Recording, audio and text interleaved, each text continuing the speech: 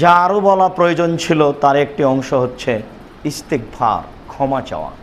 প্রত্যেকটা হাদিস গ্রন্থে একটা গুরুত্বপূর্ণ অংশ দেওয়া আছে, বাবুল ইস্তেগফার, কেতাবুল ইস্তেগফার, ক্ষমা চাওয়ার অধ্যায়। মানুষ আল্লাহ তাআলার কাছে ক্ষমা চাইবে, এটা আল্লাহ খুব বেশি বেশি চান। আবু হুরায়রা রাদিয়াল্লাহু তাআলা আনহু বলেন, রাসূল সাল্লাল্লাহু আলাইহি ওয়াসাল্লাম বলেছেন, কুল্লু বানি আদম খাত্তা খায়রুল খাত্তাইন আত-তাওয়াবুন। আদম সন্তানই পাপী। আদম সন্তান কেউ যদি বলে যে আমার পাপ নেই বা পাপ হয় না, তাহলে ও আদম সন্তান নয়, ও অন্য কেউ। তো আদম সন্তানই পাপী। তো সবচেয়ে ভালো পাপী কে? যে তওবা করে, ক্ষমা চায়, বলে ভুল হয়েছে, আল্লাহ তুমি আমাকে মাফ করো। তাহলে এটা আল্লাহ চান। আল্লাহ চান যে মানুষ আমাকে বলুক যে আমার ভুল হয়েছে, তুমি আমাকে মাফ করো। ক্ষমা চাওয়াটা আল্লাহ চান। সম্মানিত মসজিদের মুসল্লি, আল্লাহ তাআলা বলেন, ইয়া ইবাদিয়াল্লাযী নাসরাফু আলা আনফুসিহিম, হে আমার দাস দাসী পৃথিবীর মানুষ, যারা তোমরা নিজেদের প্রতি অত্যাচার করেছ। মানুষ কি নিজেদের প্রতি অত্যাচার করে? রিক্সাওয়ালা বেশি ভাড়া চেয়েছে, একটা থাপ্পড় মারলেন, তো অত্যাচার তো আপনি তার উপরে করলেন, কষ্ট তো ওই পেল, টাকা তো আপনি তাকে দিলেন না, তা আপনার অত্যাচার তার উপরে পড়লো, আপনি অত্যাচারী আর অত্যাচারিত। কিন্তু আল্লাহ তাআলা বলছেন, পৃথিবীর মানুষ যারা আমার দাস দাসী, শোনো, তোমরা যারা নিজেদের প্রতি অত্যাচার করেছ। তো মানুষ কি নিজের প্রতি অত্যাচার করে? ও তো মনে করে যে আমি একটা সুবিধা পেলাম, রিক্সাওয়ালা এক থাপ্পড় দিয়ে টাকা কম দিলাম, আমি জেনা করলাম, মনের দিক দিয়ে খুব খুশি হলাম, শান্তি তৃপ্তি পেলাম। এই তো মানুষের হিসাব। তো অত্যাচার কিভাবে হলো? যে প্রত্যেক যেটা অন্যায় সেটার ফল তাকে ভোগ করতেই হবে, সেই জন্য সে নিজের প্রতি অত্যাচার করেছে, অন্যের প্রতি নয়। আল্লাহ তাআলা বলছেন, হে আমার দাস দাসী, যারা তোমরা নিজেদের প্রতি অত্যাচার করেছ। মানুষ যেটা অন্যায় করে সে অন্যায়ের ফল তাকে ভোগ করতেই হবে, ইহকালে হোক আর পরকালে হোক। তাই সে নিজের প্রতি অত্যাচার করে, অন্যের প্রতি নয়।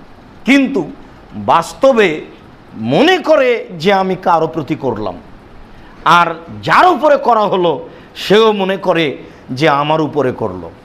কিন্তু ফল যেহেতু তাকেই ভোগ করতে হবে, কাজেই আল্লাহ তাআলা শত জায়গাতে বলছেন যে তুমি নিজের প্রতি অত্যাচার করেছো। দুইজন মারামারি করছে, একজন মুসলিম একজন অমুসলিম।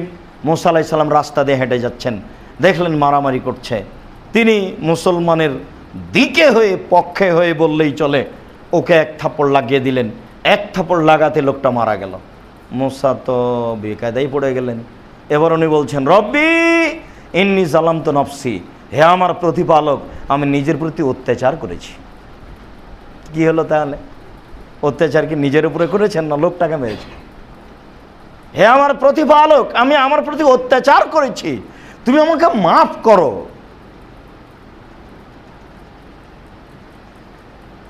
আদম আর হাওয়া দুইজন পাশাপাশি জান্নাতে।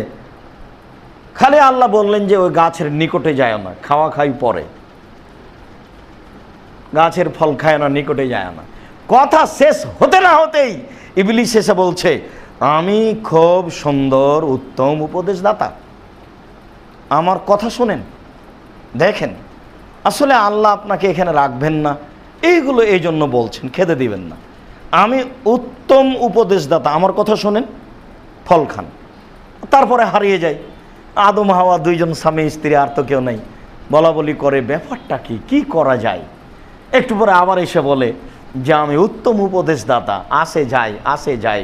এটা শয়তানের কাজ। আল্লাহ যে তাকে কত পাওয়ার দিয়েছেন বেহিসাব, আবার কিয়ামত পর্যন্ত। তো বলার এক ফাঁকে খেয়ে ফেলেছেন। এখন আল্লাহ বলছেন, না আমি তো না করলাম, তুমি খেলে যে। তখন দুজনই বলছেন, রব্বানা যালামনা আনফুসানা, হে আমাদের প্রতিপালক, আমরা নিজেদের প্রতি অত্যাচার করেছি। অত্যাচার অমান্য তো করা হলো আল্লাহর আদেশকে। তো অত্যাচার আল্লাহর উপরে গিয়ে পড়বে, কিন্তু অত্যাচারের ফল নিজের উপরে বলছেন, তার মানে এই অত্যাচারের ফল তাকেই ভোগ করতে হবে।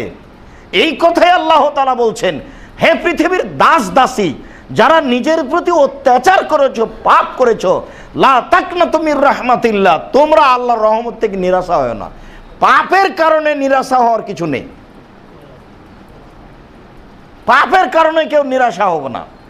ইন্নাল্লাহ ইয়াগফিরু যুনুবা জামিয়া, নিশ্চয় আল্লাহ তাআলা সব পাপ ক্ষমা করবেন, অচিরেই ক্ষমা করবেন এ কথা নয়, আর কিছু ক্ষমা করবেন এ কথা নয়, নিশ্চয় আল্লাহ তাআলা সব পাপ ক্ষমা করবেন।